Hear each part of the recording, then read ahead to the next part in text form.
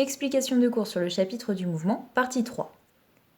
Dans cette partie, on va expliquer ce que ça veut dire que des forces se compensent et on va revoir le principe d'inertie. Tout d'abord, que signifie cette étrange phrase de dire que les forces se compensent?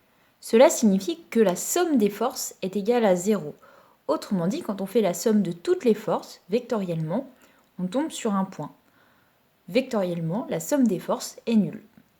Le signe que j'ai mis là, sigma, veut dire somme. Comment montrer sur un schéma que la somme des forces est nulle? Prenons l'exemple de cette boîte posée sur une table.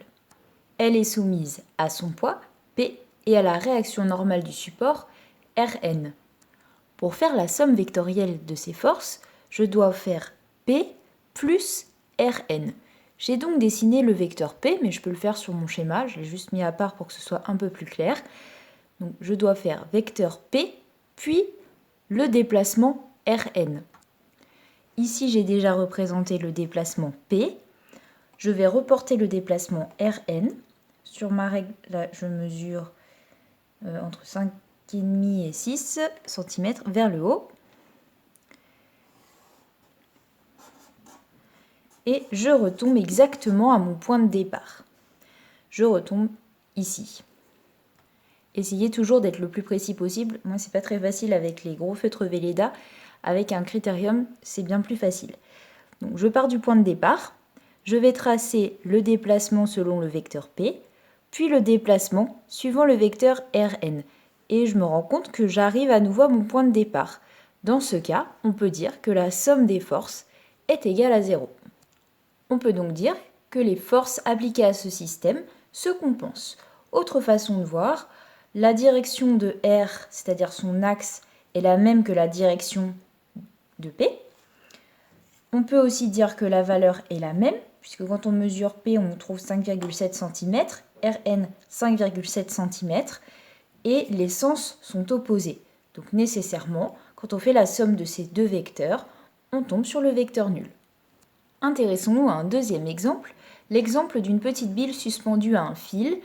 Ici cet axe est fixe, là c'est le fil, et on va la lancer comme un pendule. Et on se demande si la résultante des forces est nulle, c'est-à-dire est-ce que les forces se compensent. On commence par faire le bilan des forces, c'est-à-dire la liste des forces exercées sur l'objet. Il y a tout d'abord le poids, P, qui part du centre de gravité de la bille, qui est dirigé verticalement vers le bas. Puis il y a la tension du fil. La tension du fil est une force qui part du point de contact entre la bille et le fil, donc pas exactement au même endroit que le poids, et la tension du fil est dirigée selon le fil et vers le haut ici. La somme des forces est ici P plus T. Seulement sur mon schéma, je ne peux pas directement faire P plus T parce que les deux vecteurs ne partent pas du même point. Il est donc nécessaire d'en décaler un des deux, soit P, soit T, pour que les deux partent du même endroit. Je refais mon schéma à côté pour plus de clarté, mais vous pouvez également le faire directement sur votre schéma. Ici, j'ai le vecteur P, le vecteur T. J'ai reproduit les deux vecteurs que je vois ici, mais en les faisant partir du même point, de façon à pouvoir faire leur somme vectorielle. Pour tracer la somme vectorielle de T et P, je commence par tracer le parallélogramme défini par T et P. La somme de T plus P est alors le vecteur qui fait la diagonale de ce parallélogramme. Deuxième méthode, je dessine d'abord le vecteur P, puis j'ajoute le trajet T à la suite du vecteur P, de façon à faire P plus T. Je pourrais également faire l'inverse, partir de T et rajouter le déplacement P, je retrouverai également le même résultat. Voici alors le vecteur P plus T en noir ici. En effet, vous avez ce point de départ là et ce point d'arrivée. Peu importe par où vous passez, que vous fassiez ici le chemin direct ou le chemin avec ce point intermédiaire, vous partez de ce point de départ et vous arrivez ici. Si je fais un peu de place pour y voir plus clair, je me rends compte que le vecteur P plus T n'est pas le vecteur nul, car mon point d'arrivée n'est pas mon point de départ. J'ai un vecteur, une flèche de taille non nulle. On peut donc dire que la résultante des forces n'est pas égale à 0. Et dans ce cas, on dit que les forces ne se compensent pas. Considérons à présent un troisième système, cette boîte qui se déplace le long d'un plan incliné dans le sens indiqué par la flèche. Et regardons si les forces se compensent. Il faut déjà faire le bilan des forces appliquées au système. Il y a le poids P, la réaction normale du support Rn, et enfin, on va supposer que le support est très rugueux et qu'il y a une force de frottement F. Là, c'est un peu plus dur de faire notre bilan des forces, puisque vous voyez déjà qu'il y a 3 forces exercées, et en plus, elles ne partent pas toutes du même point. Le P part du centre de gravité, et Rn et F partent du milieu de la surface de contact entre le système et le support. Alors comment on s'y prend dans ce cas ? On va sommer les forces 2 à 2 entre elles. Par exemple, là, c'est judicieux de commencer à sommer F et Rn, parce que ces deux forces partent du même point, donc ça va être assez facile. Puis ensuite, on sommera la résultante avec le poids, et on regardera le résultat. J'ai refait le schéma ici pour y voir un peu plus clair. On va commencer par faire la somme vectorielle de F et Rn. On commence par tracer le rectangle défini par le vecteur F et le vecteur Rn, et la diagonale de ce rectangle est le vecteur F plus Rn qui apparaît en noir. Il nous reste à faire la somme vectorielle du vecteur P et du vecteur F plus Rn, puisque rappelons-le, on cherche la somme des forces qui est égale à F plus Rn plus P. Donc il nous reste à sommer le vecteur noir et le vecteur rouge. Comme ce n'est pas très facile de le sommer ici parce que le schéma est déjà pas mal encombré et que surtout le vecteur noir et le vecteur rouge ne partent pas du même point, je vais faire le schéma à côté. Alors ici on pourrait le voir déjà, voir sur ce schéma que P et F plus Rn ne se compensent pas puisque la direction n'est pas tout à fait la même. Si j'exagère le trait, F plus Rn est un petit peu penché alors que P est vertical. Donc ces deux vecteurs n'ont pas la même direction, en plus ils n'ont pas la même longueur, donc ils ne peuvent pas se compenser. Rappelons-le d'après le premier schéma, pour que deux vecteurs se compensent, ils doivent avoir la même direction, la même valeur, mais des sens opposés. Donc là déjà sur le schéma, on pouvait le voir. On va quand même aller jusqu'au bout du schéma.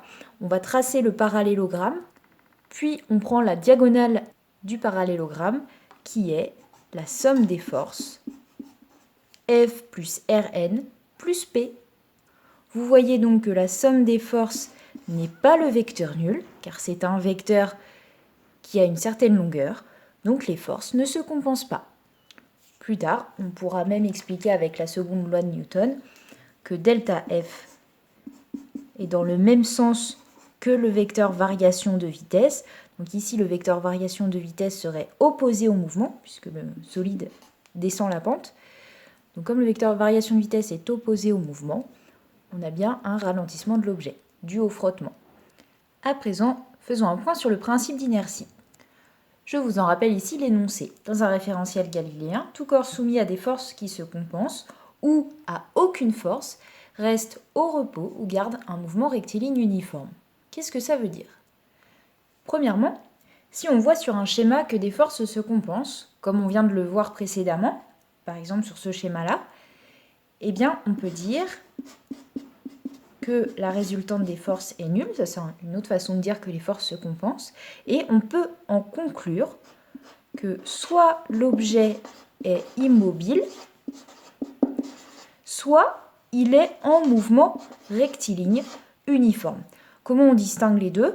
Immobile, si l'objet n'avait pas été lancé au départ, et mouvement rectiligne uniforme, si l'objet était déjà sur sa lancée. Voilà, donc première implication du principe d'inertie, si la somme des forces égale 0, autrement dit, si les forces se compensent, alors l'objet est soit immobile, soit en mouvement rectiligne uniforme.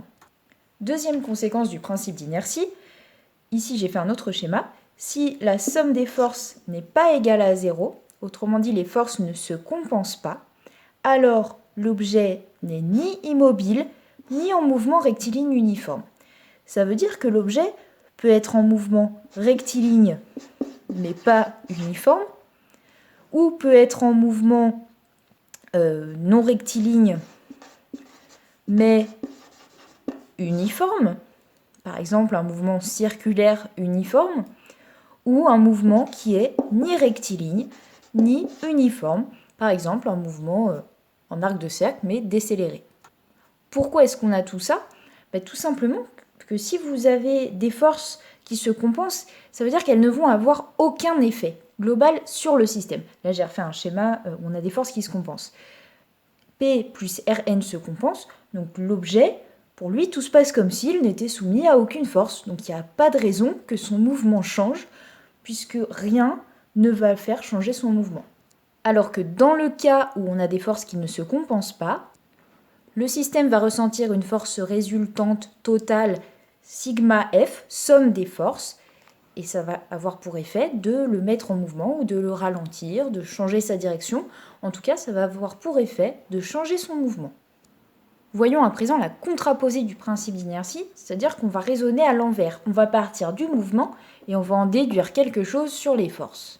Imaginez que votre système soit au repos ou alors en mouvement rectiligne uniforme que j'ai représenté ici. Rectiligne en ligne droite et uniforme puisque les points sont régulièrement espacés. Si vous avez ce tracé-là, un mouvement rectiligne uniforme ou un repos, alors vous pouvez en déduire que les forces se compensent d'après la contraposée du principe d'inertie et vous pouvez écrire que la somme des forces égale à 0. De même, si le mouvement n'est pas rectiligne ou pas uniforme ou ni rectiligne ni uniforme, comme j'ai fait sur ces schémas-là, alors vous pouvez en déduire que la somme des forces appliquées au système n'est pas égale à 0. Les forces ne se compensent pas.